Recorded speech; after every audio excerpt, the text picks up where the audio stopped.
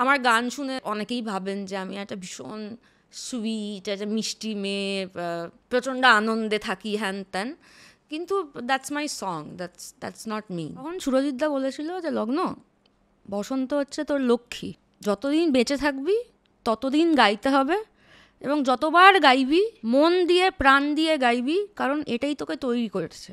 ধরো আমার পরপর দুটো গান বেরিয়েছে, একটা গান হিট করেছে, একটা গান হিট করেনি, খুবই দুঃখ হয়েছে, কিন্তু কি করব, আমার বাবা তো প্রডিউসার নয় যে আমি ওটাকে পুশ করাতে পারবো। ওই প্রেশারটা আমার ওপর নেই যে আমাকে 1, 2, 3-এ থাকতে হবে। দেখো, যদি আজকে 1, 2, 3-এ থাকিও, 10 বছর পর তো নামতেই হবে। তো ঠিক আছে, একটু আগে নেমে গেলাম।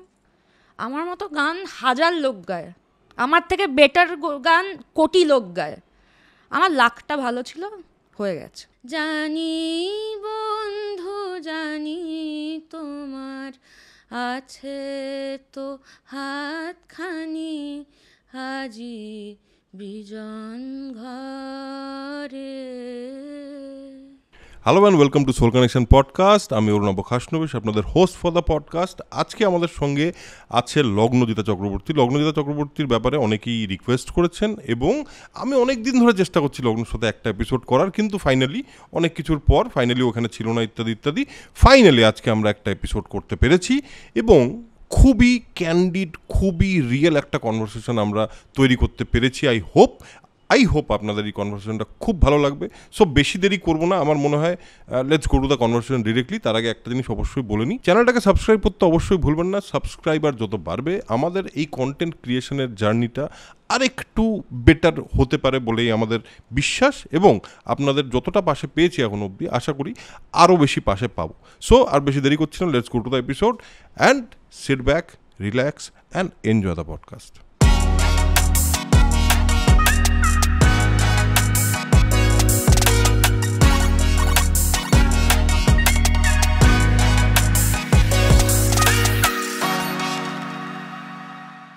আজকে আমাদের সঙ্গে আছে লগ্নজিতা। অনেকের সঙ্গে আমি আড্ডা মেরেছি থ্রু দিস হোল টাইম। তোমার সঙ্গে যেদিন ফোনে কথা হলো, তুমি একটা জিনিস বললে আমাকে, আমার কিছু বলার নেই। আমার সত্যি খুব একটা নিজের সম্পর্কে বলার নেই। হ্যাঁ, কিন্তু তোমার ওই জন্য বোধহয় ইন্টারভিউ কম, এবং যখন প্রথম এসেছিলাম ইন্ডাস্ট্রিতে তখন অনেক ইন্টারভিউ করতাম। তারপর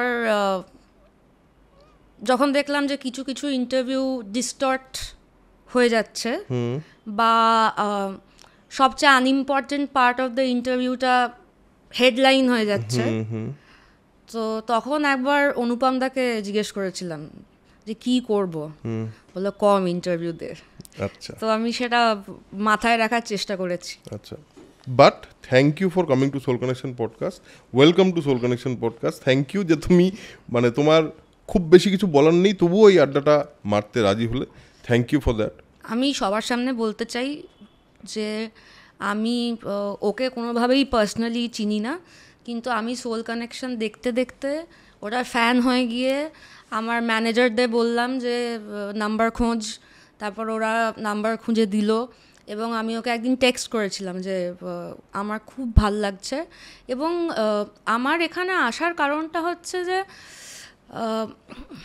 আপনি কিভাবে গান শুরু করলেন, তারপর এই যে বেসিক প্রশ্নগুলোর উত্তর আমি এত দিয়েছি, তোমার পডকাস্ট দেখে মনে হয়েছে যে তোমার অনেক কিছু জিজ্ঞাসা আছে যেগুলো বাইরের, এবং সেগুলো স্ক্রিপ্ট করে করা যায় না। এটা একটা মানুষের বেসিক ঔৎসুক্য থেকে আসে, কৌতূহল এবং ঔৎসুক্য থেকে আসে। তো সেই জন্যই রাজি হয়েছি। বেশ, থ্যাংক ইউ।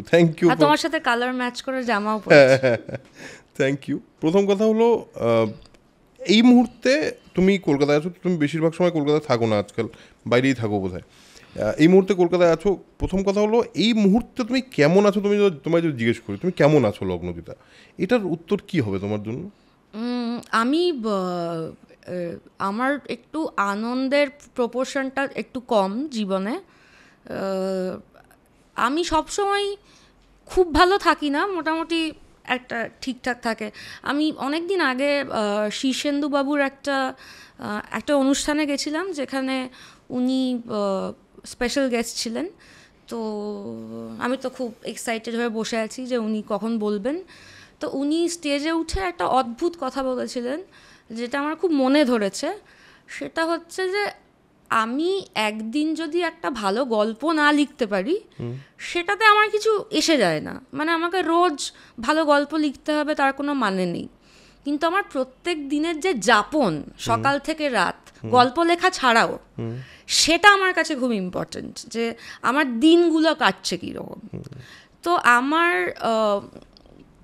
আমার জেনারেশনের বেশিরভাগ লোকজন যারা এখন আছে আমারই বন্ধুবান্ধব, তারা এখন তো ভারতবর্ষে একটা ভীষণ হাইপার অ্যাক্টিভ জেনারেশন তৈরি হয়েছে, সবাই অনেক কিছু করছে। আমি হচ্ছি কিরম বলো তো, আমি হচ্ছি ওই ধরো বিভূতিভূষণ শরৎচন্দ্রের লেখা ওই ক্যারেক্টারগুলো থাকতো না, যে বাড়ির ধরো ছোট ননদ, সে কিছু করে না, সে থাকে বাড়িতে, খায় দায়, একটু টেবিল ফেবিল মুছলো, কিন্তু তার কিছু করণীয় নেই। তা আমি হচ্ছি ওরকম একটা ক্যারেক্টার, যে আমার খুব একটা মানে বিশাল কিছু করতে হবে এটা মানে আমার হয় না আর কি। কি কন্ট্রাডিকশন এই বিষয়ে, কারণ যেই জেনারেশনটা থেকে তুমি যে জেনারেশনটার পার্ট, সেই জেনারেশনের সবাই মিলে প্রচণ্ড কিছু একটা করতে হবে বলে তারা দায়িত্ব নিয়েছে, এবং যাতে সোশ্যাল মিডিয়া করতে হবে, তাদের নিজেদেরকে রেলেভেন্ট রাখতে হবে, নিজেদেরকে প্রচণ্ড মানে কী বল সব সময় কিছুর মধ্যে একটা রাখতে হবে। এরা এই দৌড়টায় আছে, এবং তুমি বলছো তুমি ওই দৌড়টায় নেই একদম, এবং তুমি নিজের মতো করে শান্তিতে নিজের শান্তি নিজের মতো করে খুঁজে বেড়াচ্ছ। আমি দৌড়টা একসময় ছিলাম, আমি যদি বলি যে আমি এরকমই ছিলাম সব সময়, এরকম নয়। আমি যখন ঢুকেছিলাম ইন্ডাস্ট্রিতে আমি প্রচণ্ড অ্যাম্বিশাস ছিলাম, কিন্তু আমি দেখলাম যে আমার যে টাইপটা সেটা নিয়ে যদি আমাকে এই ইন্ডাস্ট্রিতে কাজ করতে হয় তাহলে আমাকে একটু এক্সপেকটেশনগুলো পাল্টাতে হবে। আচ্ছা, মানে আমি বলার চেষ্টা করছি যে আমি পিআর করি না, তোমার সোল কানেকশনে এতজন লোক এসছে, তাদের মধ্যে হাফ লোক আমার চেনা, তুমি তাদের যে কোনো কাউকে জিজ্ঞেস করতে পারো যে লগ্ন কি কোনোদিন একটা মেসেজ করেছে কাঁদছে, না বলাই উচিত তাদের, কারণ আমি করিনি। এবার এটা আমার ইগো নয়, মানে এই যে আবার একটা মেসেজ করতে হবে, পাঠাতে হবে, উনি আবার দুটো কথা বলবেন, সেটার আবার রিপ্লাই দিতে হবে, এইটা আমার জন্য খুব cumbersome one. Number two, PR বলতে আজকাল মানুষ যেটা বোঝে এবং যেটা করে, যেমন ধরো আমি রুলিং পার্টির কোনো মন্ত্রী শান্তি কাউকে চিনি না, কারুর নাম্বার আমার ফোনে নেই, so I have no idea. তো তার আগে সরকার যখন ছিল তখন আমি অনেক ছোট ছিলাম, কাজে এই প্রশ্নই ওঠে না। তো আমার যেটা মনে হয় যে লোকে পিআর বলতে যেটা বোঝে, আচ্ছা অরুণাবদা তুমি একটা কথা বলো, আমি তোমাকে একদিন পিআরের জন্য ফোন করলাম, তো তোমার তো একটা আইকিউ আছে, তো তুমি তো সেই আইকিউটা দিয়ে বুঝতে পারবে যে আমি পিআরের জন্য ফোন করেছি নাকি সত্যিই জানতে চাই যে তুমি কেমন আছো, তোমার শরীর ভালো আছে কি না। একদম ঠিক। এবার আমার মনে হয় যে এই যে পিআর অ্যাক্টিভিটি বলে যেটা হয়, এরা মেসেজ হ্যান ত্যান দেখা করা, তা আমি অবভিয়াসলি আমার সিনিয়র কাউকেই করব পিআর যদি করতে হয়, দ্যাট মেক্স সেন্স রাইট, জুনিয়রের সাথে করে লাভ নেই। তো এই যে সিনিয়ররা, এরা তো আমার থেকেও 10 বছর বেশি দেখেছে ইন্ডাস্ট্রি, তা আমি কি তাদের মেসেজ করলে তারা বুঝতে পারবে না যে এটা লগ্ন পিআর করছে না সত্যি জানতে চাইছে? আর যখন তারা বুঝতে পারবে যে লগ্ন পিআর করছে, আমার তো মনে হয় যে তখন তার আরোই আমাকে কাজ না দেওয়া উচিত, যে মানে আমি হলে তাই করতাম, মানে that would have been my reaction, but সেটা হয় না। কিন্তু আমি তো আমার মানে ধরনটা পাল্টাতে পারবো না।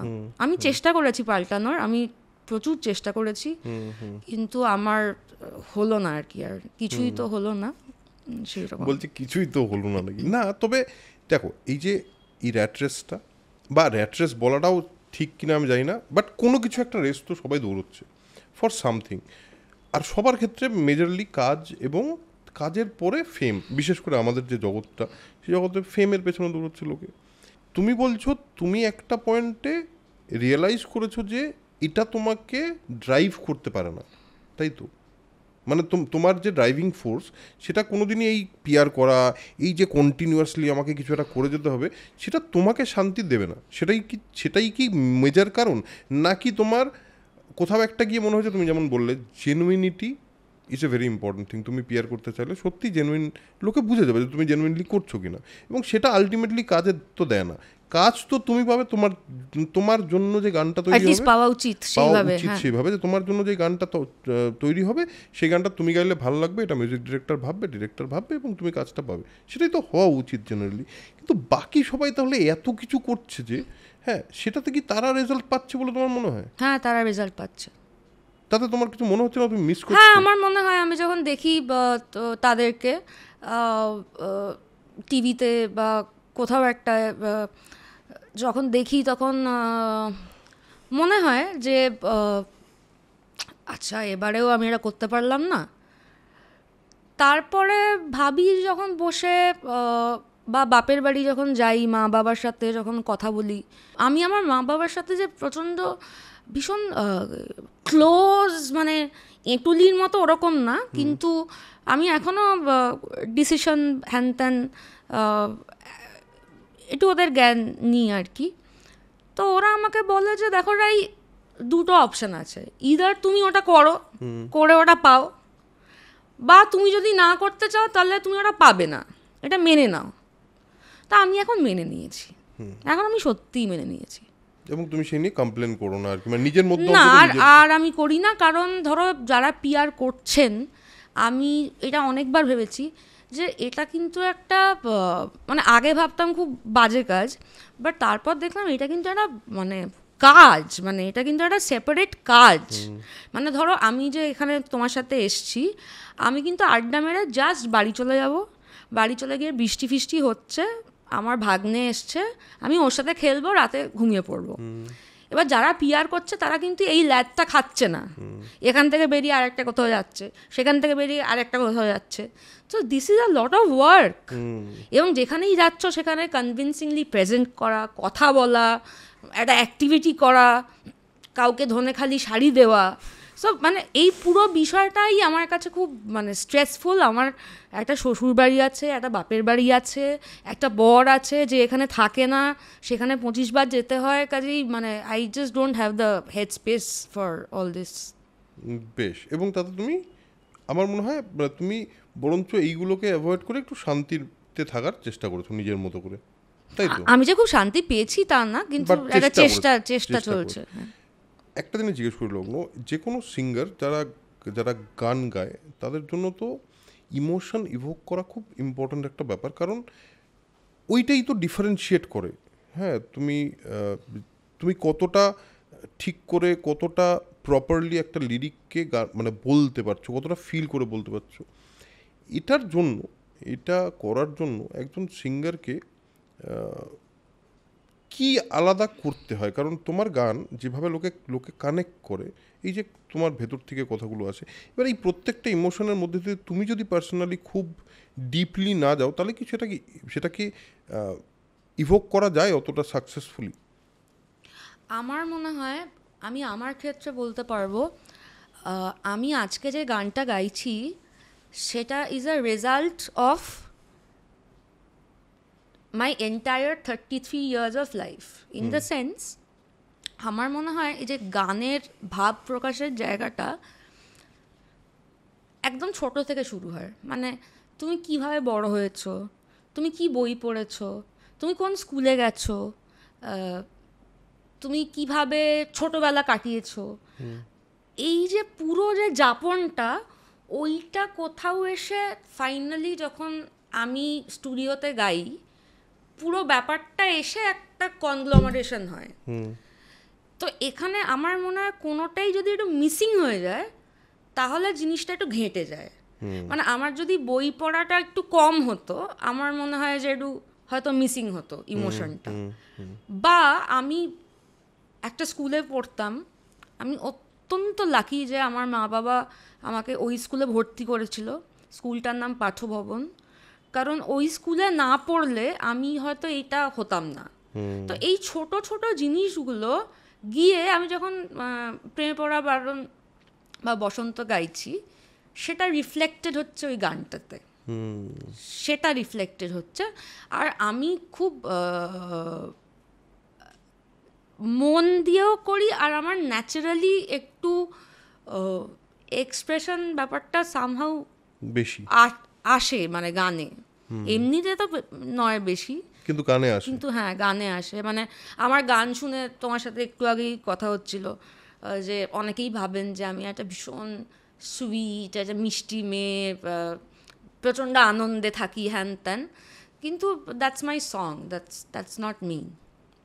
আচ্ছা। এবং যখন তুমি বসন্ত এসে গেছে গিয়েছো, তো আচ্ছা তার আগে এটাতে আসছি, তার আগে একটা জিনিস বলি। ছোটোবেলার কথা তুমি বললে, এই ছোটোবেলার থেকে বড় হওয়াটা খুব ইম্পর্ট্যান্ট একটা পার্ট বললে। তোমার ছোটোবেলাটায় মানে বড় হওয়ার সময় গান কখন, মানে প্রথম গান কখন বুঝতে পারলে তুমি গাইতে পারো, এবং কিভাবে এইটা এক্সপ্লোর করলে যে তুমি গান গাইতেই চাও? একদম ছোট থেকে আমি কিছুই বুঝিনি, আমি জানতাম না। কিন্তু আমার মামা বাড়ি এবং আমার বাবার দিকে খুব স্ট্রং জিনস আছে মিউজিকের। আমার বাবাও সেতার বাজাতেন, নট প্রফেশনালি। মামা সবাই গান গাইতে পারে। তো আমার ছোটোবেলাটা দারুণ ছিল, কারণ আমার বাপের বাড়ি হচ্ছে জয়েন্ট ফ্যামিলি, এবং প্রপার জয়েন্ট ফ্যামিলি, মানে ওই দেখনদারি জয়েন্ট ফ্যামিলি না, একদম এক অন্য সেম জায়গায় খাওয়া দাওয়া। তো আমরা একই বাড়িতে 24 জন থাকতাম। তো যেটা হতো যে আমি হওয়ার পরে আজকালকার যারা নতুন মা হয় তারা যে প্রিভিলেজ পায়, আমাদের মারা তো সেই প্রিভিলেজ পায়নি। তো আমি হয়ে যাওয়ার পরও মা সংসারের কাজ করবে না, এটা তো ওয়াজ নট অ্যালাউড। তো আমাদের শোয়ার ঘর ছিল ওপরে, আর রান্নাঘর নিচে ঠাম্মাদের সাথে। তো আমি হওয়ার পরই মা আর বাবা ওপরে আমাকে শুয়ে দিত আর গান চালিয়ে দিত, আর নিচে কাজ করতো। তো আমি মানে জন্মের পরের দিন থেকেই গান শুনছি মোটামুটি। তারপর একটা ইন্টারেস্টিং ব্যাপার হয় যে কণিকা বন্দ্যোপাধ্যায়, উনি আমার মাসি হন। এই কথাগুলো আমি জেনারেলি ফেসবুকে দিই না বা ছবি দিই না, হাজার হাজার ছবি আছে আমার আর মোহর মাসির, চাইলেই দিতে পারি, কিন্তু আমার ভীষণ শ্যালো লাগে ব্যাপারটা। তো কণিকা বন্দ্যোপাধ্যায় আমার মাসি। তো আমরা ছোটোবেলা একবার শান্তিনিকেতন, মানে মা দেখাতে নিয়ে গেছিলো আমাকে, তখন ওনার অনেক বয়স, তখন আমি গান শিখি না। তো আমাকে মোহর মাসি একটা গান গাইতে বলেছিল, আমি গিয়েছিলাম কিছু একটা ফুলে ফুলে ঢলে ঢলে হোয়াটএভার, আর মা বাবার মতে খুব একটা ভালো গাইও নি। তো সেটা শুনে মোহর মাসি বলেছিল মাকে যে তুই কিন্তু ওকে গানে দিস। তো মা বললো কী বলছো, গানে দেবো তো সুরই নেই। বলছে না না, তুই গানে দিস, ওর গানটা হবে। তারপরে আমি মোটামুটি 3-3.5 বছরের মধ্যে আমাকে ক্লাসিক্যাল শিখতে পাঠিয়ে দেওয়া হয়েছিল। আচ্ছা। তখন থেকে কলেজের সেকেন্ড ইয়ার অবধি আমি ক্লাসিক্যাল শিখেছি। আচ্ছা, ক্লাসিক্যাল শিখেছো, এবং মানে তার মানে তোমার গানটা প্রথম থেকেই আছে? একদম প্রথম থেকে, মানে পড়াশোনার আগে গান হয়েছে। এবার তোমার কেরিয়ার চয়েস যখন, মানে একটা কি করবে লাইফে এটা যখন ভাবছো, তখন যে গানটাই গাইবো, প্রফেশনালি গানটা গাইবো, এটা কি ডিসাইড করেছিল না এটা এমনি হয়ে গেছে? আমি প্রফেশনালি গান গাইবো না এটা ডিসাইড করেছিলাম। আচ্ছা। আমি যখন ছোট ছিলাম তখন আমার বাবা আমাকে সমস্ত কলকাতায় যতগুলো ক্লাসিক্যাল কনসার্ট হয় সব জায়গায় নিয়ে যেতেন, এবং আমি ওই ছোটো বয়স থেকেই সবসময় ভালো লাগতো না এত লম্বা লম্বা কনসার্ট, কিন্তু শুনতাম। বাবা হয়তো মাঝে মাঝে কিছু খাবার দিত, তো ওটা একটু খেয়ে আবার শুনতাম। তো আমার বাবার যেরকম একটা সময় ভীষণ ইচ্ছে ছিল যে টলিগঞ্জে যে আইটিসি এসআরএ আছে, তো এসআরএ কনসার্টে আমরা অনেক ছোট থেকে, মানে আমি অনেক ছোট থেকে যাই, বাবার ছোট না আমার ছোট। তো বাবার একটা সময় ভীষণ ইচ্ছে ছিল যে মেয়ে এসআরএ স্কলার হবে, তারপর গান গাইবে, গানের জগতেই থাকবে। মা কখনো গানের জগতে থাকতে বলেনি, কারণ মা নিজে টিচার, মা সেন্ট লরেন্সে পড়ায়, বহু যুগ হয়ে গেছে, আর 3 বছর আছে চাকরি। তো কিন্তু মা সবসময় একটা কথা বলতো যে রাই পড়াশোনা সবাই করে, গান কিন্তু সবাই গায় না। তো এইটা করতে করতে যেটা হলো যে একটা দারুণ ব্যাপার হলো, সেটা হচ্ছে যে ক্লাস 9-এ যখন আমি উঠলাম, তুমি নিশ্চয়ই জানবে মাধ্যমিক বোর্ডে একটা অ্যাডিশনাল সাবজেক্ট নিতে হয়। তো অ্যাডিশন মানে ওয়েস্ট বেঙ্গল বোর্ড যতগুলো অ্যাডিশনাল অফার করে প্রায় 10টা সাবজেক্ট, কলকাতার একমাত্র স্কুল যেখানে সবকটাই পড়ানো হয় হচ্ছে পাঠভবন, এবং তার মধ্যে মিউজিক আছে, ফিজিক্যাল এডুকেশন আছে, এগুলো সব আছে, কিন্তু যেগুলো অন্য স্কুলে ইজ নট অ্যাভেলেবল। এবার আমি পড়াশোনায় মোটামুটি সবসময় ডিসেন্ট ছিলাম, আমার স্কুলে গিয়ে জিজ্ঞেস করতে পারো যে কোনো টিচারকে। তো আমি 8 থেকে 9-এ উঠতে বিভৎস ভালো রেজাল্ট করেছিলাম, এবং এত ভালো রেজাল্ট করেছিলাম যে 10টা অ্যাডিশনাল যে ছিল, I could choose any of that. So I wanted to choose maths, কারণ ম্যাথস হলে বেশি নম্বর হবে, তো মাধ্যমিকে আরও নম্বর হবে। তো আমি বাড়িতে এসে বললাম যে আমি তো ম্যাথস নেব, বা মেকানিক্সও ছিল যে কোনো একটা। তো আমার মার বাবা একদম বলে দিল যে না, হবে না। মানে বলছে না তুমি তো, আর আমি না কোনোদিনই গানটা খুব একটা ভালোবেসে গাইতাম না, মানে ভালো গাইতাম কিন্তু ভালোবেসে গাইতাম না, শিখতামও যে ভালোবেসে শিখতাম না। মানে বাবা প্রচণ্ড শাসন করতো তাই শিখতাম, গুরু যিনি ছিলেন অসাধারণ, তিনি শেখাতেন বলে শিখতাম, ওরকম মানে ভালোবেসে ছিল না। তো মা বাবা বললো যে দেখো তুমি, আর পড়াশোনা ভালোবাসতাম মোটামুটি। তো মা বাবা বললো যে দেখো 9-10 এখন, তুমি তো এমনি গান ফান আর শিখবে না মনে হয়, তো তুমি যদি অ্যাডিশনালেও মিউজিক না নাও তাহলে তো গেল শেষ, মানে আর তো হবে না। তো আমি ওদের বললাম কিন্তু মিউজিক তো একটা হিউম্যানিটিজ সাবজেক্ট, এটা তো আমি 75-এর বেশি পাবো না, I can't get a 90 in music. তো মা বাবা বললে এত নম্বর পেয়ে কী হবে, তার চেয়ে মিউজিকটা নাও। এইটা যে মা বাবা বললো, মানে এটাও একটা বিশাল ব্যাপার, কটা মা বাবা এরম বলবে। এবং আমি ভীষণই বিরক্ত হলাম, কারণ আমার একদমই ইচ্ছে ছিল না, কারণ আমি তখন পড়াশোনাটায় জাস্ট খুব ভালো ছিলাম, এবং আমার প্রপার একটা ফোকাস ছিল যে মাধ্যমিকে একটা 700-500 এরম একটা কিছু চাই আমার জীবনে এরম। হ্যাঁ, তো আমি ভীষণ বিরক্ত হয়ে মিউজিক নিলাম, এবং 9-10 মিউজিক ক্লাসেস করলাম, এবং তাই হলো। কিন্তু মানে মাধ্যমিকে আমি প্রচুর নম্বর পেয়েছিলাম, 710 পেয়েছিলাম, কিন্তু আমি মিউজিকে পেয়েছিলাম 74, মানে এক্স্যাক্টলি যেটা ভেবেছিলে, which was highest in the board that year. আচ্ছা, but that is 74 ultimately. আমি মা বাবাকে বললাম এটা যদি না হতো আমি আরো 30 নম্বর বেশি পেতাম, মানে 740 পেতাম। তো মা বাবা বললো কিন্তু তুমি পেয়ে কি করতে সেটা বলো আগে। না সেটা আমি জানি না, মানে আমি পেতাম। তো মিউজিক নিলাম অ্যাডিশনাল। তবে 11-12-এ প্রচণ্ড পড়াশোনার প্রেশার, তো বাবাকে বললাম যে এখন তো ভীষণ পড়াশোনার প্রেশার, পারবো না। বাবা বললো যে তুমি যদি সপ্তাহে 1 ঘন্টা গান শিখতে না পারো পড়াশোনার প্রেশারের জন্য, তাহলে পড়াশোনা ছেড়ে দাও, এই পড়াশোনা লাভ নেই করে। তো বুঝলাম যে হবে না, তখনও শিখতে হলো।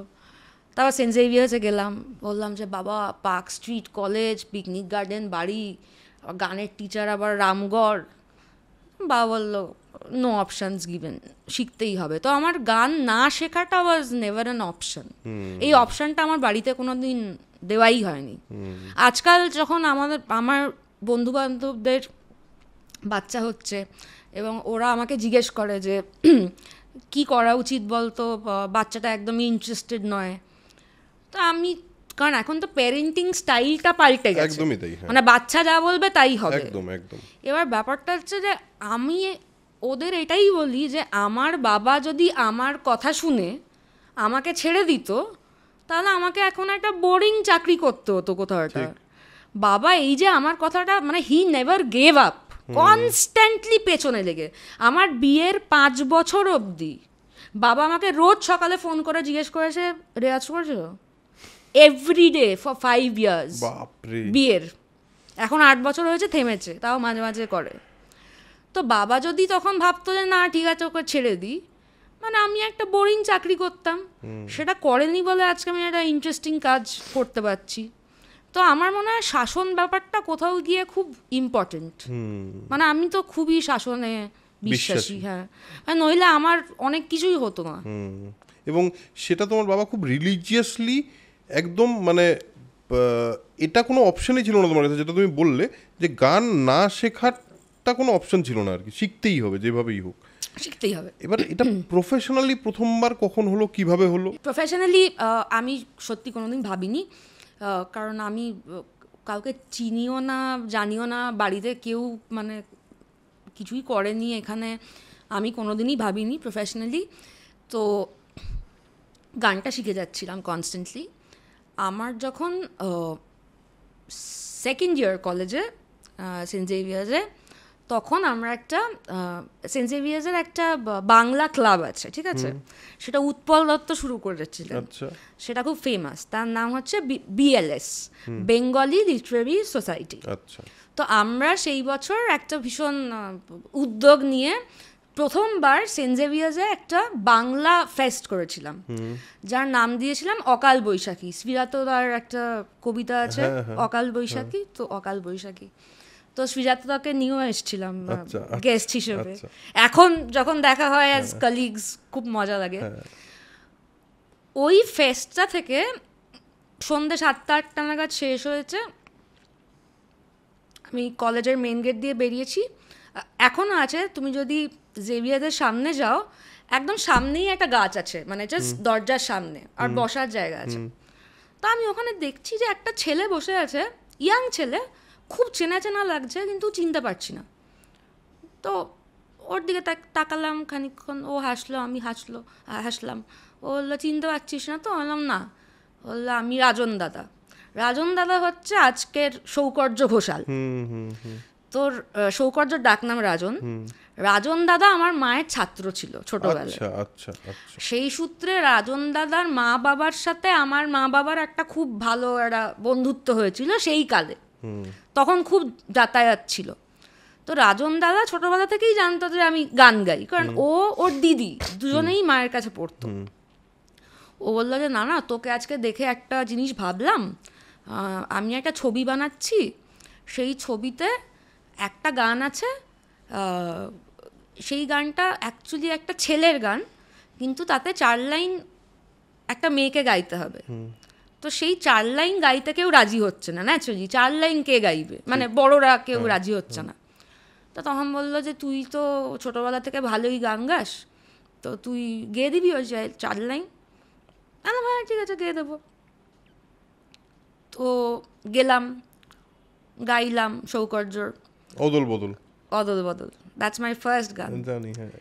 আমিও প্রথম, জাস্ট বলে দিই এখানে, আমি প্রথম তোমার গলা আবিষ্কার কিন্তু ওই গানটা দিয়ে করেছিলাম। আচ্ছা, তুমি না, শুধু সৃজিত মুখার্জি আর অনুপম রায়ও ওখান থেকেই আবিষ্কার করেছিল। অনেকেই আমার মনে হয় যারা ইন্ডাস্ট্রির, যারা খুবই কি বলবো, এরকম ধরনের গান বেশি শোনার চেষ্টা করে বা নতুন গলা শুনতে চেষ্টা করে, তারা মনে হয় বেশিরভাগ লোক তোমাকে ওই গানটা থেকেই আবিষ্কার করেছে। হ্যাঁ, তারপর অদল বদল হলো। এবার অদল বদলের রেকর্ডিংয়ের দিন অদল বদলটা সুর করেছে বাম্পিদা, যাকে আমরা সবাই চিনি, মানে আমাদের ইন্ডাস্ট্রিতে সবাই চেনে। তো আমার তো 4 লাইন গাওয়ার কথা ছিল, তো আমি 4 লাইন টিটোদা স্টুডিওতে হয়েছিল আমার first recording, lucky studio for me. তো 4 লাইন গিয়ে আমি বেরিয়ে এলাম, তখন বাম্পিদা বললো বাহ তুমি তো বেশ ভালো গাও, তুমি পুরো গানটাই গাও। তারপর আমি পুরো গানটাই গাইলাম। তারপর সেটা রিলিজ করার পর অ্যাকর্ডিং টু অনুপমদা, মানে অনুপমদার ভার্বাটিমে হচ্ছে গল্পটা, যে আমি দেখছি যে বাম্পিদা একটা মেয়েকে খুব প্রমোট করছে, তো আমি ভাবলাম বাবা বাম্পিদা এত প্রমোট করছে, দেখি কে। তো আমি একটু চালিয়ে দেখলাম, তো মানে বাহ ভালো। তখন ওরা অলরেডি বসন্তর জন্য একটা গলা খুঁজছিল, তো তখন ও সৃজিত দাকেও শোনায়, তো ওরও ভালো লাগে। So that is how it happened. আচ্ছা, এবং হ্যাঁ, এবার আবার ফিরে আসি বসন্ত এসে গেছে। তো মোটামুটি কি বলবো, মানে এই বছর 10 বছর হলো, জানো, 2014 রিলিজ করেছে, এটা 2024। বসন্ত এসে গেছে একটা, মানে কি বলবো, সেই অর্থে রিসেন্ট টাইমসের, মানে যদি বলা হয় ওয়ান অফ দ্য বিগেস্ট হিটের মধ্যে একটা, মানে নো ডাউট অ্যাবাউট ইট। এটা যে এত বড় হিট হয়ে যাবে, যখন গাইছিল তখন বুঝতে পারছিলে? না, আমি যখন গাইছিলাম আমার তখন খুব খারাপ লাগছিল, এবং পরে আমাকে যখন ট্র্যাকটা পাঠানো হয় বিফোর রিলিজ, আমি তো শুনে মানে আমার না একটা প্রবলেম আছে, আমি এবং প্রবলেমটা বাড়ছে দিনকে দিন, সেটা হচ্ছে যে আমার কোনো কাজই ভাল লাগে না। এবার এটা বললেই লোকে অনেক কিছু বলে যে আরে শিল্পীর তো এটাই হওয়া উচিত, হ্যান ত্যান, ওই সব না। আমি অত বড় শিল্পী না, আমি এত ছোট শিল্পী যে আমি আমার ভুলগুলো একদম শুনতে পাই, বা আমার কোথায় দম থাকছে না আমি শুনতে পাই, আর ওটা শুনতে না আমার খুব ইরিটেশন হয়। এবার যখন বারবার বাজতে থাকে তখন আরও ইরিটেশন হয়। তো বসন্ত এসে গেছে নিয়ে আমার অ্যাবসলিউটলি কোনো আইডিয়া ছিল না, কোনো এক্সপেকটেশন তো ছিলই না। এবার বুঝলে কখন যে বিরাট হিট হয়ে গেছে? মানে এই কোনো একটা মোমেন্ট ছিল কি এরকম যে আচ্ছা মানে এটা কি এত হিট হয়ে গেল, মানে লোকে কি আমাকে এত চেনা শুরু করলো, এটা কখন হলো? দেখো এখন 7-8 বছর হয়ে গেছে আমি আর ফেসবুক করি না, মানে ফেসবুক ইনস্টা হ্যান ত্যান যা যা আছে আমি কিছুই করি না, বাট তখন আমি করতাম ফেসবুকে। তো সেইটার একটা ছিল, বুঝতে পারছি, সেটার একটা, আজকাল যেমন গান বেরোলে বুঝি না, কারণ তুমি ফেসবুক ইনস্টাগ্রামে নেই? 7-8 বছর হয়ে গেছে। মানে কোনোভাবেই কোনো সোশ্যাল মিডিয়া? আমার অফিসিয়াল পেজ আছে যেটাতে কাজ পোস্ট হয়, আমার ম্যানেজমেন্ট আছে দেখে, বাট আমার কোনো পার্সোনাল প্রোফাইল নেই। আচ্ছা, ওকে ওকে, আচ্ছা সেই সময় ছিল? আচ্ছা, সেই সময় বুঝতে পারছিলে যে কিছু একটা হচ্ছে? প্রথম বুঝতে পারলাম যখন আনন্দবাজার থেকে ফোন করে বললো যে তোমার একটা ইন্টারভিউ করবো। তখন একটা বিরাট ব্যাপার ছিল আর কি। হ্যাঁ, মানে আজ থেকে 10 বছর বয়স কম আমার, তুমি ভাবো 33 এখন, তখন 23। আনন্দবাজার বলছে ইন্টারভিউ করবে, আর যখন বেরোলো it was a full page interview, full page.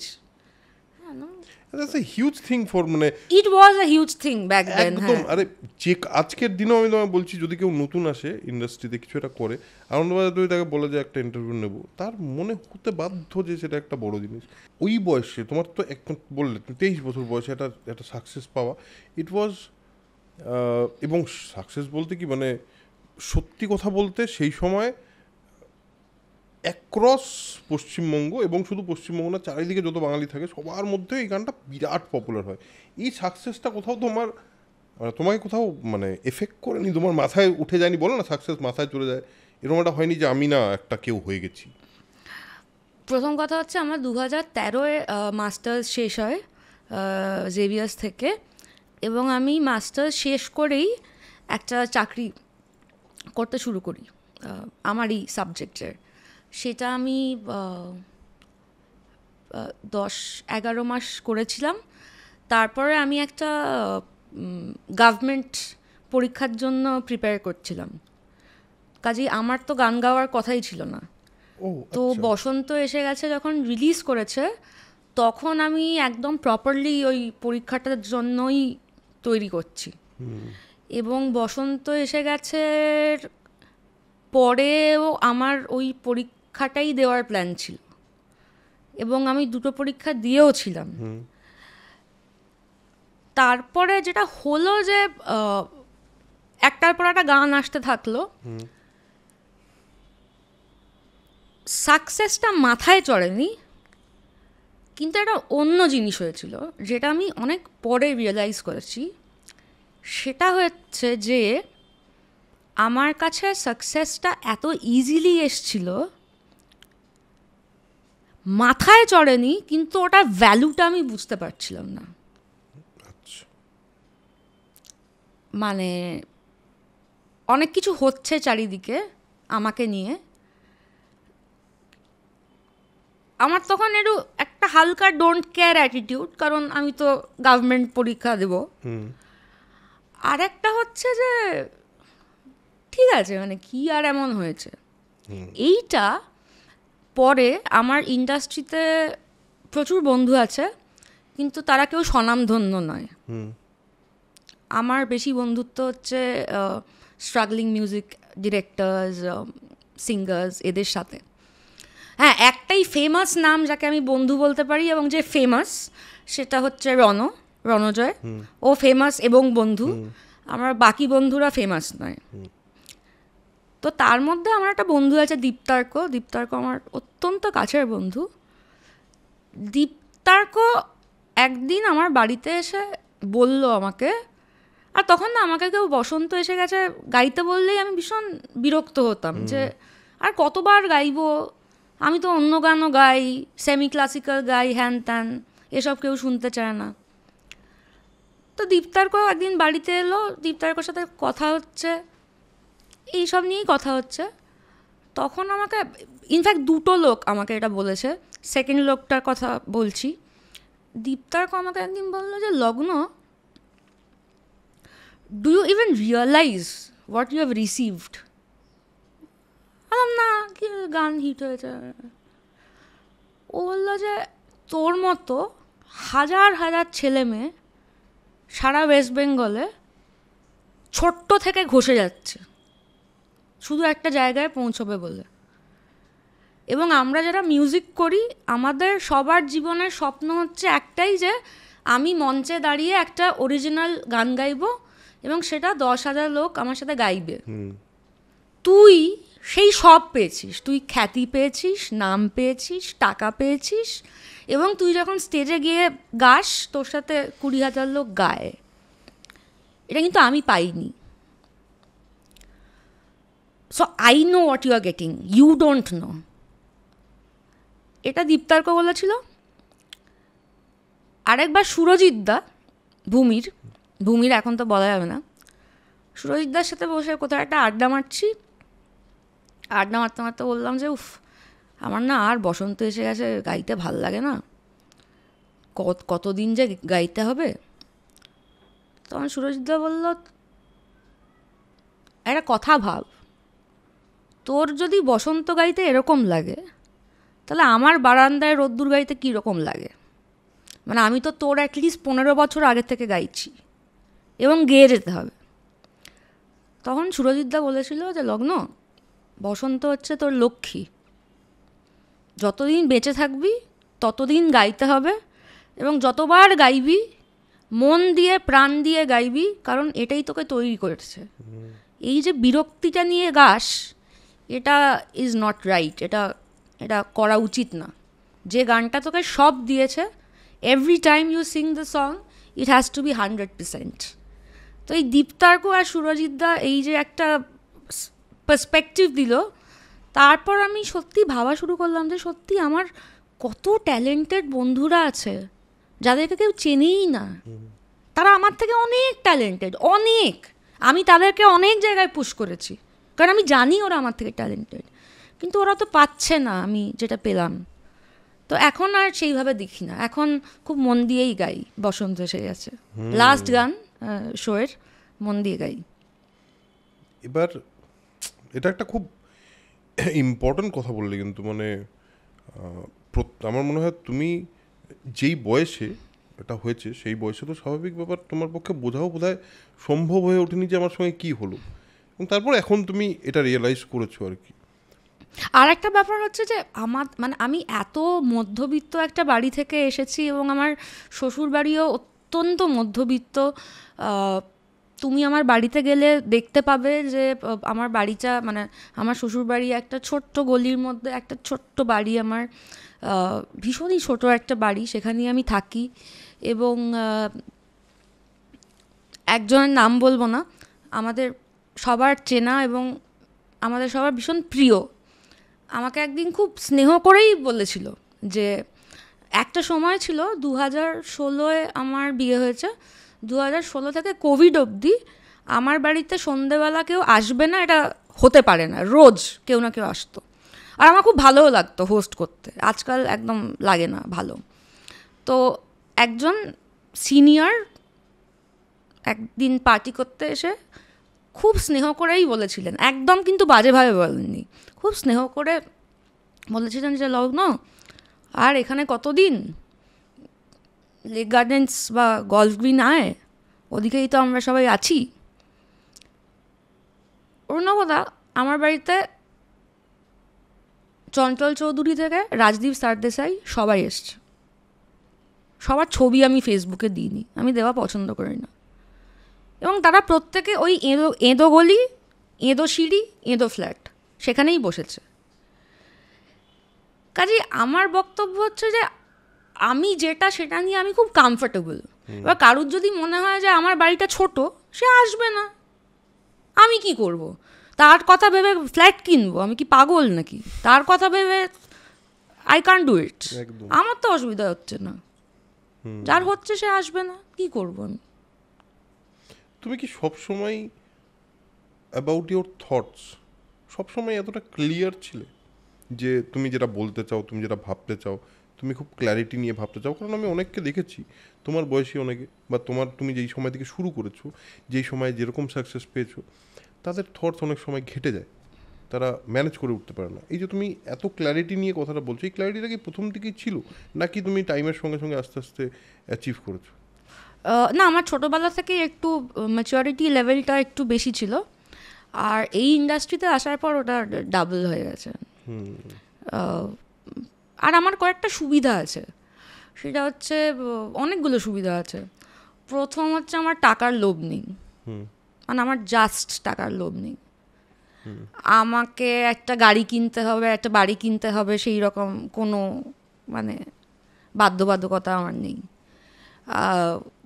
গাড়ি মানে উবার থেকে নামলে আমার মান পড়ে যাবে, যেটা বম্বেতে খুব চলে, এখানে জানি না চলে কি না, এটা আমি মনে করি না। আমার একটা ছোট্ট স্কুটার আছে, যারা আমাকে চেনে তারা সবাই জানে যে আমি সব জায়গায় ওই স্কুটারটা নিয়ে যাই। কাজে আমার বেঁচে থাকতে না খুব বেশি টাকা লাগে না, কম লাগে। তো সেই জন্য আমার আপোষ মাঝে মাঝে না করলেও চলে যায়, মানে আমার ইএমআই নেই, তো ঠিকই আছে, মানে কোনো চাপও নেই আর কি। সেটা একটা আর স্ট্যান্ডার্ড অফ লিভিংটা এত লো, 3 পেয়ার জুতো আছে, ওই 3 পেয়ারই। আজকের দিনের কোনো মেয়ের কাছ থেকে এটা শোনা খুব মানে খুব একটা মানে এটা রেয়ারই অ্যাকচুয়ালি। হ্যাঁ, এটা রেয়ার। আমার বাবার যেরকম ভীষণ দুঃখ, মানে আমার বাবা এটা ভীষণ অপছন্দ করে যে আমি স্কুটার নিয়ে সব জায়গায় যাই। বাবা বলে যে রাই, সব কিছুর একটা ডেকোরাম আছে, তুমি এখন যা করছো তোমার একটা গাড়ি নিয়ে যাওয়া উচিত। আর আমার বাবার আরেকটা ভীষণ দুঃখ যে আমি একসময় খুব গাড়ি চালাতাম, এখন একদম চালাই না, মানে ভালোই লাগে না। 2 হুইলারটা আসার পর আর 4 হুইলারটা মানে জাস্ট পারি না আর। তো বাবার ভীষণ ইচ্ছে যে আমি একটা গাড়ি কিনি এবং সেই গাড়িটা নিয়ে যাই ভদ্রভাবে সব জায়গায়। তো বাবাকে আমি যেটা বোঝাতে পারি না যে গাড়ি কেনা মানেই আবার মানে আমি না জীবনে এত ঝামেলা পছন্দ করি না, আবার একটা গাড়ি কেনো, তার ইন্স্যুরেন্স, তার এই হ্যান ত্যান, আই ডোন্ট, মানে এত আমি ঝুট ঝামেলা ভালোবাসি না। মানে যত সম্পত্তি বাড়বে তত ঝামেলা বাড়বে না, ওই জন্য।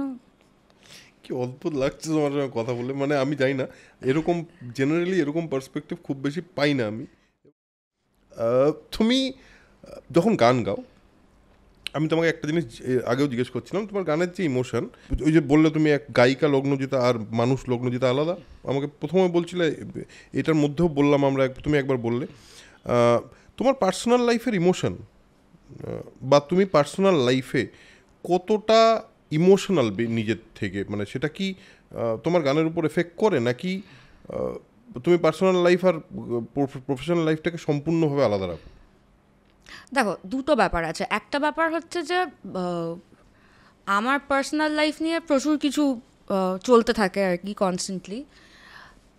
একটা জিনিস আমি আর আমার বর সাত্তকী আমরা খুব প্রিন্সিপালি মেনটেন করি, সেটা হচ্ছে অনেকেই সেটা করেন বাট আমাদের ভাল লাগে না। সেটা হচ্ছে যে আমার একটা কাজে বা আমার একটা পার্টিতে সঙ্গে সাত্তকীকে নিয়ে গেলাম, এই ব্যাপারটা আমার মানে ভীষণ মানে খুব খেলো লাগে। মানে মানে আমার বর তো মানে ওর তো একটা আইডেন্টিটি আছে, ও একটা যাদবপুরের পাস আউট, ওরা ভালো চাকরি করে, মানে আমার সাথে পার্টিতে যাওয়াটা cannot be his task. Similarly ব্যাঙ্গালোরে ওরও যখন পার্টি থাকে আমি যাই না, আর ওর কাজ ও আমার সাথে শেয়ার করে না, কারণ আমি বুঝবো না। ও বানায়, আইফোন বানায়, আমি থোড়ি জানি কি করে হয়। আর গান বাজনা আমার বর জাস্ট কিছু জানে না, আচ্ছা, তা আমার গান বাজনা নিয়ে বলার কিছু নেই। আর তো সেইটা একদম সেপারেট, মানে আমাকে। আর সাত্তকীর একটা ব্যাপার হচ্ছে যে সাত্তকীর মানে আমি যে লগ্নজিতা, এটাতে ওর ভালোও লাগে না খারাপও লাগে না, মানে ওর কিছুই লাগে না, নিউট্রাল। মানে হি হ্যাজ দিস কুশন যেটা ভেদ করে আর কিছু ঢোকে না। ওকে। তো এইটাতে না আমার খুব সুবিধা হয়, কারণ ও যদি নেগেটিভলি রিয়্যাক্ট করতো তাহলে তো অসুবিধা হতোই। আবার যদি সারাক্ষণ আরে আমার বউ এই এই এই মানে ওটাও খুব ইরিটেটিং আর কি। মানে ও খুব হ্যাপি ওর স্পেসে কনফিডেন্ট, আমিও খুব হ্যাপি আমার স্পেসে কনফিডেন্ট। এবার একটা জিনিস হয়, আমাকে আরেকজন একবার যেরকম বলেছিলেন, তার নামও নেব না, সবাইকে তাকে আমরা সবাই চিনি, যে বলেছিলেন আমাকে যে আমার বর কেন আসে না পার্টিতে, তাই নিয়ে কথা হচ্ছিল। তো তখন একজন যিনি আমাকে অত্যন্ত স্নেহ করেন তিনি বললেন যে লগ্ন যাতে বাকি ছেলেদের অ্যাডুলেশন পেতে পারে সেই জন্য ওর বরকে আনে না। আমি বললাম তোমরা যে যা পারো ভাবো, যা ইচ্ছে, বাট সাত্তকীর আমার সাথে পার্টিতে যাওয়াটা মানে কোনো মানে উচিত কাজ বা করতেই হবে, মানে এটা আমি একদমই মনে করি না। এবং সেই কারণে তুমি তোমার ওই পার্সোনাল স্পেসটাকে তুমি আলাদাই রাখো। ওই জন্য মাঝে মাঝে লোকে ভাবে আমাদের ডিভোর্স হয়ে গেছে হয়তো, বা কিছু ছবি ফবি নেই, আবার কিছুদিন বাদে হয়তো দেখলো যে না কোথাও একটা আছে ওরকম। আচ্ছা, না কিন্তু তোমার ধরো তোমার পার্সোনাল লাইফে সবার কোনো না কোনো কনফ্লিক্ট তো থাকেই, মানে সেটা বিবাহিত জীবন নাও হতে পারে, সেটা বন্ধুর সঙ্গে হতে পারে, মা বাবার সঙ্গে হতে পারে, কনফ্লিক্ট তো থাকেই। কষ্ট পায় মানুষ যেসব কনফ্লিক্ট থেকে মানুষ পেনের মধ্যে দিয়ে যায়। তুমি মানে সেটাকে কোনো সময় তোমার আর্টে কনভার্ট করার চেষ্টা করছো? মানে তুমি না পেনটা হোক, আমার অসুবিধা নেই, মানে আমি কেন এই কথাটা জিজ্ঞেস করছি তোমাকে, তার কারণ হলো রিসেন্টলি কয়েকটা পডকাস্টে আমার সঙ্গে বিভিন্ন লোকের কথা হচ্ছে about vulnerability, about being vulnerable, এবং অনেক শিল্ডেড হয়ে থাকলে আর্টের ক্ষতি হতে পারে, এরকম একটা আইডিয়া নিয়ে কথা হচ্ছে। তার বিভিন্ন রকম পার্সপেক্টিভ থাকতেই পারে। তোমার পার্সপেক্টিভটা কি? তুমি কি লাইফে নিজেকে ভালনারেবল রাখো যে না আমার যা যা আসছে সেটাকে আমি এমব্রেস করি, সেটা আমার আর্টে এফেক্ট করতে পারে, নাকি তুমি নিজেকে একটুখানি গার্ডেরই রাখো, একটু সরিয়েই রাখো? আমার জীবনে 9-10টা লোক আছে হাতে গোনা যাদের সামনে আমি ভালনারেবল, যারা কিছু করলে আমার এসে যায়, খারাপ লাগে, বাজে লাগে। বাকিটা নিয়ে আমি খুব একটা বদার্ড নই, একদমই বদার্ড নই। কারণ দেখো একটা বয়সে, একটু আগেই কথা হচ্ছিল, সবার প্রচুর বন্ধু থাকে, হই হই করে, যত বয়স বাড়তে থাকে বন্ধু কমে। আমার যে বেস্ট ফ্রেন্ড সে আমেরিকা চলে গেছে, আর ও এখন আর ফিরবেও না। একটা সময় আমি প্রচণ্ড ভালনারেবল হয়ে পড়েছিলাম যে এবার আমি কি করব, কারণ ও তো আর ফিরবে না, ও ওখানেই থাকবে। তো মানিয়ে নিতে হয়েছে, বা প্রচুর এরকম নিজেই সমস্যা ডেকে আনি, সেগুলো ভুলভাল একটা কিছু হয়। তবে আমি একা একা একটু কেঁদে নিই।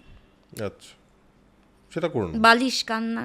আচ্ছা, সেটা আছে। হ্যাঁ, সেটা actually to answer your question, আমি খুব একটা ভালো যে ডিসঅ্যাপয়েন্টমেন্ট হ্যান্ডেল করি তা নয়।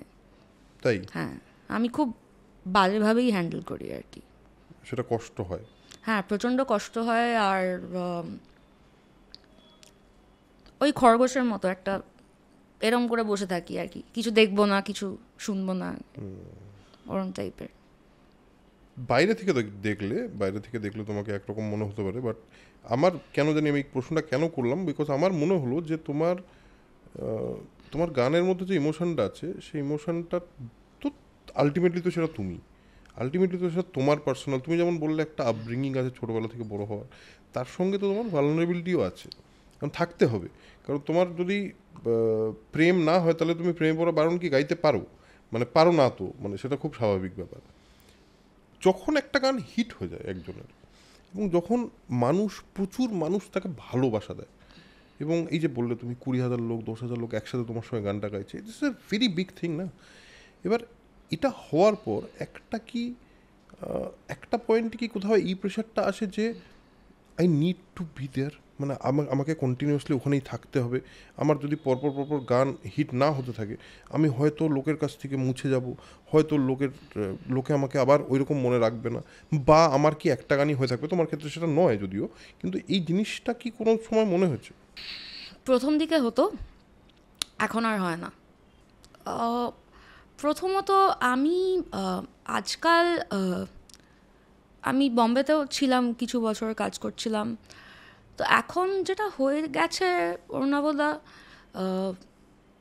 কাজের জায়গাটায় এত বেশি কে কার বন্ধু, কে কোন পলিটিশিয়ান কার বন্ধু, তাহলে এটা হবে ওটা হবে, এই করে করে মানে আজকাল কোন গানটা কে গাইবে এইটা একটা মানে ফিগার আউট করাটাই একটা বিশাল ব্যাপার।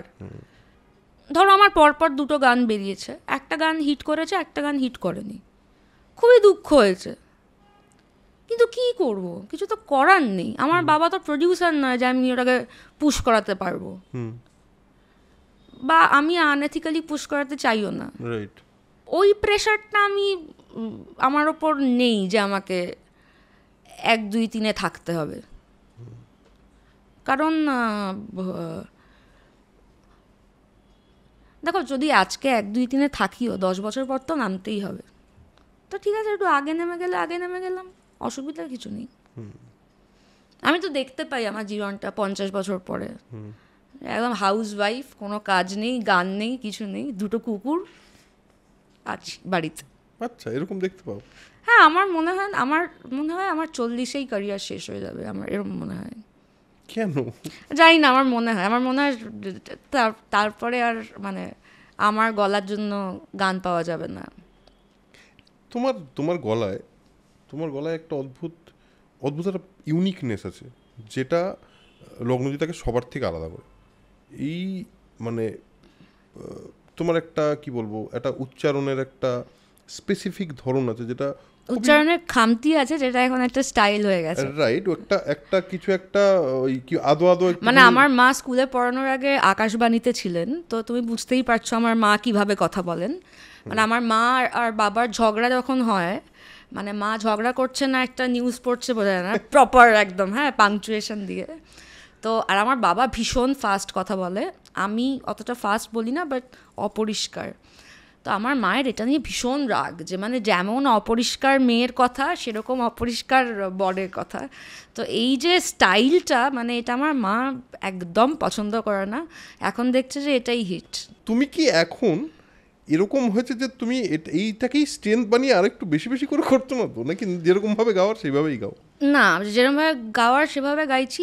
রিসেন্টলি আমার অদ্ভুত সমস্যা হচ্ছে, আমার মনে হচ্ছে কিছু একটা করতে হবে। আমি যদি খুব ড্রাই জায়গায় যাই, যেরকম ব্যাঙ্গালোর বরের কাছে, আমার জিভটা খুব তাড়াতাড়ি শুকিয়ে যাচ্ছে, আর কথা বলতে গেলে মাঝে মাঝে জড়িয়ে যাচ্ছে।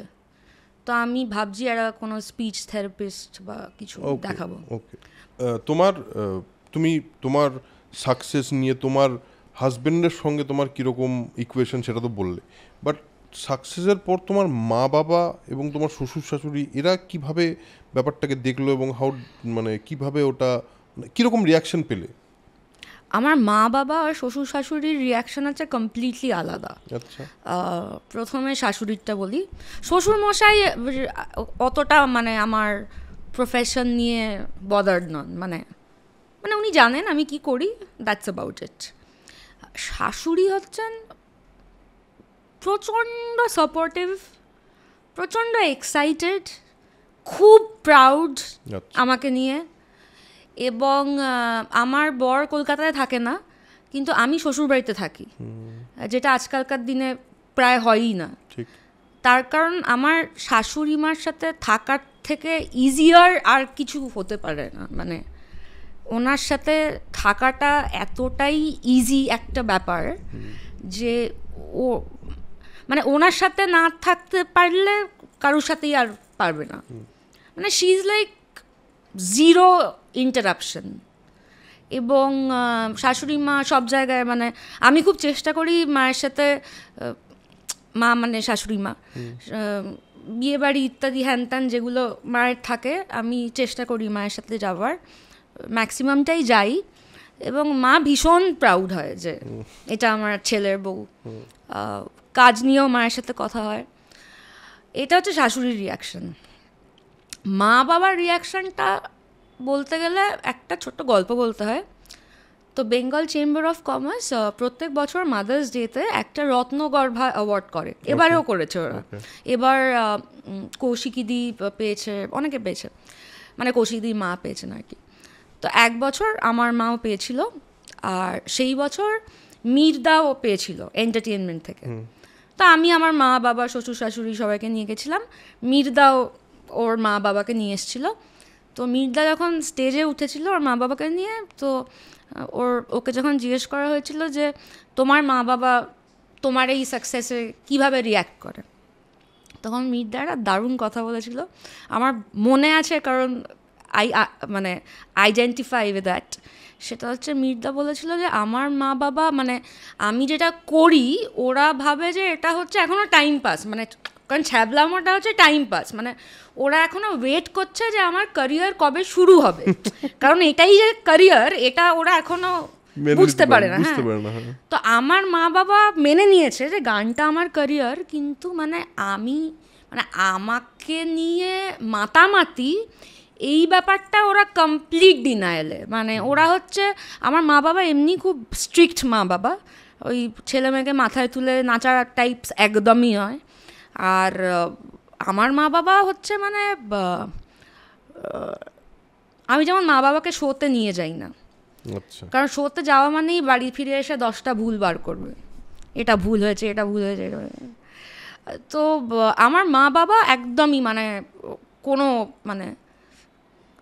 মানে ওদের ওই ব্যাপারটা কাজই করে না যে আমি কেউ বা আমি কিছু। মানে এখনও বাপের বাড়ি গেলে আমি একই ঝাড় খাই, একই বকা খাই, একই প্রশ্ন করে, তো ওটা সিমিলার আছে। তার আর একটা কারণ হচ্ছে আমার মা আর বাবা দুজনেই, দেখবে অনেক ক্ষেত্রে হয়, ধরো খুব দুস্থ পরিবার থেকে একজন উঠে আসছে, তাদের মা বাবাদের একটা প্রাইড থাকে যে আমরা করতে পারিনি, আমার ছেলে মেয়ে করেছে। আমার মা বাবা নিজেরাই প্রফেশনালি খুব সাকসেসফুল, তো আমার মধ্যে দিয়ে সাকসেস খুঁজতে হবে এরকম ব্যাপারটা ওদের নয়।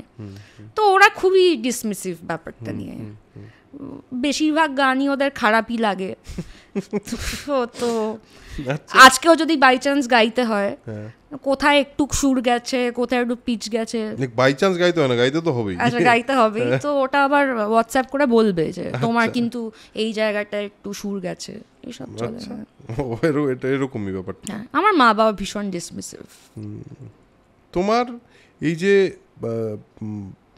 তুমিও যে এখন অবধি যে লাইফস্টাইলটায় থাকো, তুমি যে এখন অবধি যেভাবে নিজেকে অতটা সিরিয়াসলি নিয়ে নাওনি, এটা যে হচ্ছে সেটার পেছনে তার মানে এটাও একটা রিজন, মানে তোমার মা বাবাও একটা, মানে তোমার ছোটোবেলা থেকে বড় হওয়ার পেছনেও সেটাও একটা রিজন বোধহয়। আমার মা বাবা একটা ভীষণ বড় রিজন, কারণ আমাদের ছোটোবেলা আমরা গরিব ছিলাম না, কিন্তু আমরা সচ্ছলও ছিলাম না, তো বড় হওয়াটা খুব বেসিক ছিল, সেইটা একটা ব্যাপার আছে। আর একটা ব্যাপার আছে যেটা বললে লোকে ভাবে আমি ন্যাকামো করছি বা মিথ্যে কথা বলছি, কিন্তু আমার কাছের বন্ধুরা জানে যে এটা সত্যি। সেটা হচ্ছে যে আমি নিজে এত সিরিয়াসলি এই জন্যই নিই না, কারণ আমার আশেপাশে এত বন্ধু বান্ধব আছে যারা আমার থেকে 10 গুণ বেটার গান গায়, পাগলের মতো গিটার বাজায়, কেউ সরোদ বাজায়, এবং এদের সাথে বসে আমি আড্ডা মারলেই গান হয়। তো আমার একটা রোজ রিয়ালিটি চেক হয় যে আমি কোথায় আছি, বাকিরা কোথায় আছে। তো আমি দেখতেই পাই যে আমি কোথায় আছি, এবং সেটা খুব উঁচুতে নেই। তো সেই জন্য মানে আমি মনে করি না যে আমি খুব ভালো গাই, আমি মনে করি আমি খুব বেসিক গাই, এবং এরকম বেসিক বাঙালি বাড়িতে অনেকেই গায়, মানে এটা খুব বেসিক। এবং অনেকেই নাম করার পরে অনেক কিছু বলে যে এইটা সেটা। আমি এর আগেও বলেছি যতগুলো ইন্টারভিউ হয়েছে সেটা হচ্ছে আমি বিশ্বাস করি যে এটা আমার লাক। আমার মতো গান হাজার লোক গায়, আমার থেকে বেটার গান কোটি লোক গায়, আমার লাকটা ভালো ছিল, হয়ে গেছে। লাক তো একটা বড় ফ্যাক্টর হয়ই, সবসময় বোধহয় হয়। আরেকটা জিনিস আমি জিজ্ঞেস করি, সেটা হলো যে যেই সময় যেই কাজটা তোমার কাছে আসে, যেই গানটা আসে, এই গানটা তুমি যে গাইবো, এটা আমি জানি না এখন অবধি কলকাতা ইন্ডাস্ট্রিতে এরকম জায়গা আছে, নিশ্চয়ই এরকম অনেক গান আছে যেটা তুমি বলেছো না এই গানটা ভালো লাগছে না, এরকম তো হয়েছে নিশ্চয়ই। যখন বোঝো যে এই গানটা না, I really want to Singh, আমি সত্যি গাইতে চাই, এটা কি হিসাবে ডিসাইড করো? এরকম কি মানে কিছু মিউজিক ডিরেক্টর আছে যাদের মিউজিক ডিরেক্টরের উপর ডিপেন্ড করে, নাকি শ্যুটটার উপর ডিপেন্ড করে, না কথাটার উপর ডিপেন্ড করে, কিসের উপর ডিপেন্ড করে? এইটা নিয়ে আমার একজন সিনিয়র কলিগের সাথে একবার আলোচনা হয়েছিল যে ও কিভাবে কাজ চুজ করে আর আমি কিভাবে কাজ চুজ করি। তো ও বলেছিল যে ও অনেক কাজই করে না, ভাল লাগে না বলতে। আমার কাজ করার একটা বেসিক প্রিন্সিপাল আছে, সেটা হচ্ছে যে নর্মালি আমি খুব একটা কাজকে না বলি না বাজে লাগলেও। তার কারণ আমার মনে হয় আমি দুপুরে 3 ঘন্টা না ঘুমিয়ে আমি একটা বাজে গানও যদি রেকর্ড করতে যাই, আমার তো একটা প্র্যাকটিস হলো 3 ঘন্টা। ঠিক আছে, বাজে গান হবে না, হিট হবে না, কিন্তু ঘুমানোর থেকে তো বেটার। তো এইটা একটা লজিকে আমি যাই যে আমি জেনারেলি মানে ধরো বাজেট একেবারে দিতেই পারছে না সেটা আলাদা, বাট আদারওয়াইজ আমি কিন্তু যা কাজ আসে, তুমি যদি কালকে আমার একটা গান দাও, আমার যদি ভালো নাও লাগে, যদি বাজেটে পারমিট করে, আমি কাজটা করব। কারণ বাড়িতে বসে থাকার চাইতে I want to go to the studio and see what's happening. এটা হচ্ছে নাম্বার 1। নাম্বার 2, আমি আমার জীবন দিয়ে দেখেছি যে গানগুলো আমার গাওয়ার পর বাজে মনে হয়েছে, সেই সবকটা গান সুপারহিট হয়েছে। কাজে আমার মনে হয় যে I am a very bad জাজ অফ গান। আচ্ছা, একমাত্র ভালো জাজ ছিলাম প্রেমে পড়া বারণ, ওটা আমি রনকে বলেছিলাম হিট হবে, ওটা হিট হয়েছে। তাছাড়া আজ অব্দি যতগুলো গান হিট হয়েছে, বেহায়া হোক, হৃদয়ের রং, বসন্ত, বিবাহ ডায়েরিজ, যা যা আছে, আমার কোনোটাই মনে হয়নি হিট হবে। তারপর দেখছি হিট হয়েছে। কাজেই আমি না গাইলে তো মিস করে যাব, মানে গাওয়ার পর যদি হিট হয়ে যায়, ইউ নেভার নো। কারণ যে গানটা আমার না ভাল লাগছে, তোমার ভাল লাগতে পারে, হতেই পারে। অবশ্যই। এই যে গানটা গাওয়ার জন্য লোকে তোমায় ফোন করবে, ফোন করে বলবে লগ্ন একটা গান আছে, আমি প্রশ্নটা বুঝে গেছি, একটা গান আছে গাইবে। তো এই লোকজন যে তোমায় ফোনে পায় না, এই যে আমি তোমাকে এতদিন ধরে মেসেজ করে পারসিউ করে করে ফাইনালি পেলাম, এইটা কেন, এরকম কেন করো? এটা একটা ব্যাপার আছে, সেটা হচ্ছে যে with a few exceptions of course. মানে আজকে যদি অনুপম দা বা ইন্দ্রদীপ দা আমাকে সন্ধ্যে 6টায় ফোন করে, আমি ডেফিনেটলি ফোনটা ধরবো। আমার মা বাবা, বর, শ্বশুর শাশুড়ি, ননদ, তাদের জন্য আমার ফোন অ্যাভেলেবল সবসময়।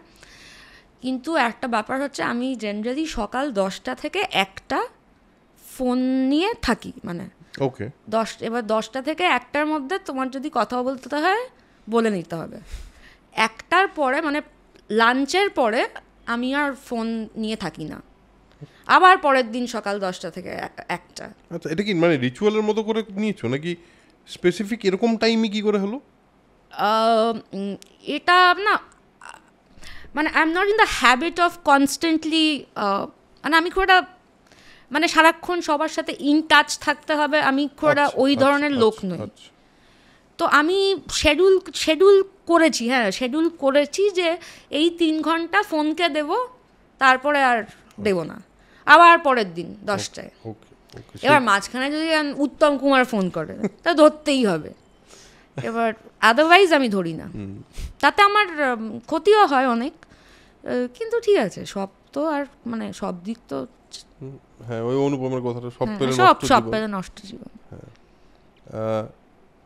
আমরা এখন এই তোমাদের জেনারেশন বলবো না, আমরা যারা ধরো যেই সমস্ত মানুষ অন্য প্রফেশনে আছে, মানে টিপিক্যাল প্রফেশনের বাইরে, আমার যদিও মনে হয় সবই কাজই, মানে তুমিও গান গাওয়াটা তোমার কাজের মধ্যেই পড়ে, গান গাও, কিন্তু এই যে বিভিন্ন প্রফেশনের যে লোকজন থাকে, বা তুমি যে প্রফেশনটায় আছো, আমরা মেন্টাল হেলথ নিয়ে আজকাল অনেক বেশি অ্যাওয়্যার এবং অনেক বেশি কথা বলি। তোমার লাইফে থ্রু দিস হোল টাইম কোনো দিন কোনো এরকম মেন্টাল হেলথ ইস্যুর মধ্যে দিয়ে গেছো তুমি, বা তুমি কি সেটাকে কোনোভাবে অ্যাড্রেস করেছো ডিরেক্টলি? মানে যখন কষ্ট হয়েছে, ডিপ্রেশন হয়েছে, বা ডিপ্রেশন হয়েছে কিনা আমি জানি না, জাস্ট জিজ্ঞেস করছি। এখানে দুটো কথা বলার আছে। প্রথমত, আমার শ্বশুরমশাই has been diagnose with dementia second stage. Okay. তো আমার বাড়িতেই এখন একটা কেস আমি সকাল বিকেল দেখতে পাচ্ছি, মানে আমরা সবাই দেখতে পাচ্ছি, এবং বাবার চেঞ্জগুলো আমরা দেখতে পাচ্ছি। তো সেটা একটা, plus I have had my share of depressive phases, and আমি তখন হেল্প নিয়েছি। তুমি মানে ক্লিনিক্যাল হেল্প? আমি ক্লিনিক্যাল হেল্প নিয়েছি। আমার বাপের বাড়িতে এটার খুবই অ্যাওয়ারনেস আছে, আমার শ্বশুর বাড়িতে খুব একটা অ্যাওয়ারনেস ছিল না, বাট এখন হয়ে গেছে মোটামুটি। এবং আমি যে কারণে এই কথাটা জিজ্ঞেস করলাম বা আমি জিজ্ঞেস করতে চাই, সেটা হলো আমার মনে হয় আমরা যেরকম পরবর্তীতে আমরা এখন এই মুহূর্তে যে সময়টা দিয়ে যাচ্ছি, সেটা তো আমাদের কাছে প্রচুর ইনফরমেশন। তো আমাদের একটু আমার মনে হয় মেন্টাল হেলথ নিয়ে একটু কথা বলা উচিত। যে কোনো পডকাস্টে আমি চেষ্টা করি মাঝে মাঝেই যে এই বিষয়টা নিয়ে কথা বলতে। আর তোমার সঙ্গে যে তুমি যে বলছো তোমার কিছু বলার নেই, হ্যাঁ, আমার এই আড্ডাটাতে তো মনে হলো না সেরকম। না, এটার একটা কারণ আছে, সেটা হচ্ছে যে মানে উল্টো দিকে যে আছে তার দায়িত্ব বলিয়ে নেওয়া, সঞ্চালকের দায়িত্ব, তো তুমি সেটা সাকসেসফুলি করেছো। Thank you so much. খুবই ভালো লাগলো তোমার সঙ্গে আড্ডা মেরে। এবং সবচেয়ে বড় কথা হলো, এই আড্ডাটায় আমি একটা জিনিস অন্তত চাই, যে একটা রিয়েল মানুষের সঙ্গে কথা বলি, ওই ফেকনেসটা যাতে না থাকে। সেটা thank you for being real, for being candid. এবং আমার মনে হয় তুমি বেশি মানে তুমি জেনারেলি ওরকম কোনো একটা মানে খুব কম মানুষের সঙ্গেই তুমি খুব অরিজিনাল থাকো। জেনারেলি তোমাকে একটা শিল্ডে থাকতেই হয় ইন্ডাস্ট্রির মধ্যে। তো অবভিয়াসলি আমরা একটা আড্ডার শেষ পর্যায়ে এসেছি। অবভিয়াসলি লগ্নজিতা পডকাস্টে এসছে, গান হবে না এটা তো হতে পারে না। তো আমরা একটা গান দিয়ে এই এপিসোডটা শেষ করব। আগে গানটা শুনি, তারপর এপিসোডটা শেষ করি। আমি একটা রবীন্দ্রসঙ্গীতই গাই, কারণ বাকি গান তো সবাই সবসময় শুনছে। একদম তাই। আজি বিজন ঘরে নিশীথ রাতে আসবে যদি শূন্য হাতে, আমি তাইতে কি ভয় মানি জানি বন্ধু জানি, তোমার আছে তো হাতখানি আজি বিজন ঘরে। আমার তো মানে কি বলবো, এই গানটা শোনার পর আর কিছু বিরাট বলতে ইচ্ছা করছে না। আজকের এপিসোড এখানেই শেষ করছি। দেখা হচ্ছে আপনাদের সঙ্গে পরের এপিসোডে। ততক্ষণের জন্য যেটা বারবার বলি সেটা আরেকবার বলবো, সেটা হলো স্প্রেড নলেজ, স্প্রেড পজিটিভিটি। কারণ নলেজ ইজ পাওয়ার, আর পজিটিভিটি আমাদের খুব দরকার। দেখা হচ্ছে পরের এপিসোডে। টাটা।